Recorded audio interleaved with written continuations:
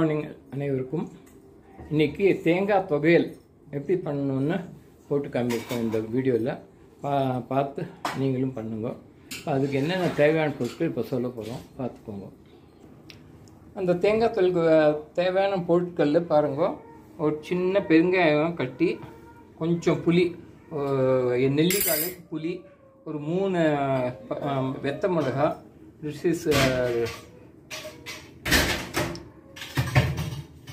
Red chilli 3, தேங்காய் ஒரு cup தேங்காய், உளுத்தம்பருப்பு 1 டேபிள் ஸ்பூன், கடலைப்பருப்பு 1 டேபிள் ஸ்பூன், அதுக்கும் இதுக்கு தேவையான உப்பு.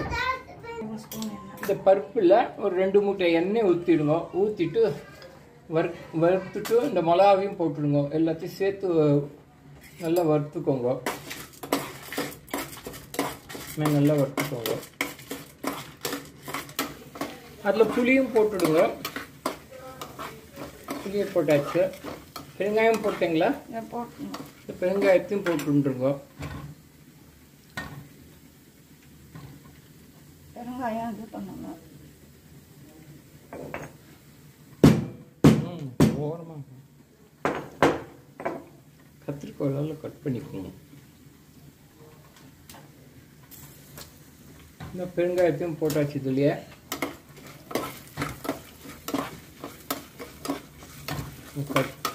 கட் பண்ணி போட்டோம். கெட்டியாக இருந்தது. வறுத்தாச்சு. இது வறுத்து மிக்சி ஜாரில் போட்டுக்கோங்க.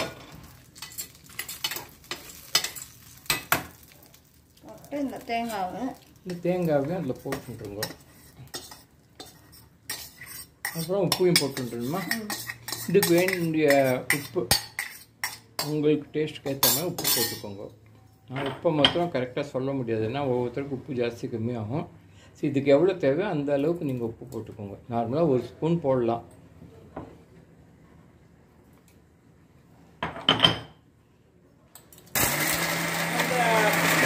எல்லாத்தையும் போட்ட கேஸை போட்டுங்க. இப்போ நல்லா அரைச்சிக்கோங்க. ஃபஸ்ட்டில் ட்ரையாக அரைச்சிட்டு ஓரளவுக்கு லெவல் வந்ததுக்கப்புறம் தேவையான தண்ணி ஊற்றி துவையல் கான்சன்ட்ரேஷன் எப்படியோ அந்த அளவுக்கு தண்ணி ஊற்றிக்கணும். சட்னி மாதிரி இல்லை, நீர் கக்கூடாது. துவையல் மாதிரி பிசைஞ்சு சாப்பிட்ற மாதிரி இருக்கணும். அது இப்போ ட்ரையாக கொஞ்சம் அரைச்சிட்டாங்க ஒத்தா போல். இப்போ அதுக்கு கொஞ்சம் தண்ணி ஊற்றிப்பாங்க. தண்ணி ஊற்றி அரைக்கணும்.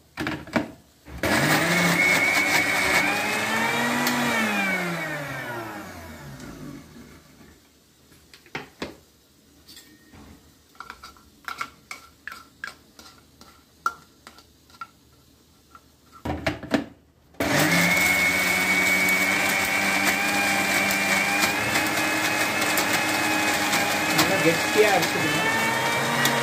துவையெல்லாம் கெட்டியாக இருக்கணும். சட்னிலாம் நீட்டாக இருக்கணும்.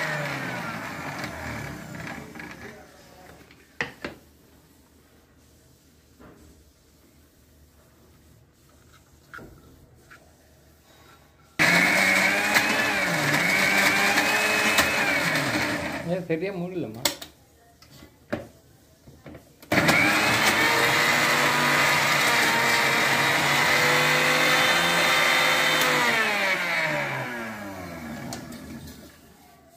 அரைச்சாச்சு. இப்போ அந்த அரைச்சதை பாருங்க, உள்ள இப்படி கெட்டியாக இருக்கணும். அப்போ தான் ரைஸில் போட்டு பிசைஞ்சு சாப்பிட்றதுக்கு இதுவாக இருக்கும். இதுக்கு நீங்கள் நெய்யோ நல்லெண்ணெயோ ஊற்றி பிசைஞ்சு சாப்பிடலாம். நான் 2 மிளகா தான் போட்டிருக்கோம். காரம் 3 மிளகா போட்டிங்களா? 3 மிளகா போட்டோம். இன்னும் காரம் கொஞ்சம் கூட இருக்கிறவங்க இன்னும் 1 மிளகா எக்ஸ்ட்ரா போட்டுக்கலாம். ஆயிடுச்சு இந்த தொகையில். இதை இன்னொரு சுற்றிட்டு ஒரு கண்டெய்னர் இருந்தால் ஒரு பாக்கெட்டில் மாற்றி. அவ்வளோதான். இதை இப்போ இதில் மாற்றின்றுவாங்க. அவங்க இதுக்கு எதுவும் கடுகு எதுவும் தாளிக்க வேண்டாம். அப்படியே பிசைஞ்சு சாப்பிடணும். சட்னிக்கு தான் போடணும். இந்த அவ்வளோ பிசைஞ்சாச்சு. இதுக்கு வேண்டிய காரம் உப்பு எல்லாம் முதலே போட்டாச்சு.